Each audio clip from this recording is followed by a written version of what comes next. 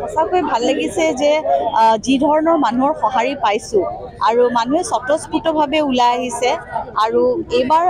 কেৱল এইটো election campaigning নিচিনা লগা নাই যে মই ফিল কৰিছোঁ এজ এন আৰ্টিষ্ট যে মানুহৰ নিজৰ এটা ইচ্ছা গৈছে যে এক ধৰণৰ সঁচা পৰিৱৰ্তন যেন আহে আৰু লুৰিণজ্যোতি গগৈৰ যিটো ইমেজ এজ আ যুৱ নেতা তেখেতৰ যি ধৰণে নিষ্ঠাৰে তেওঁ তেতিয়াৰ পৰাই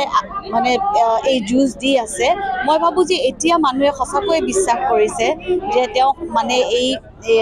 তেওঁ কেৱল এজন পলিটিচিয়ান নহয় তেওঁ এজন খুব ভাল লিডাৰ আৰু এজন যুৱ নেতা হিচাপে তেওঁৰ যথেষ্ট দীঘলীয়া এটা লাইফ আছে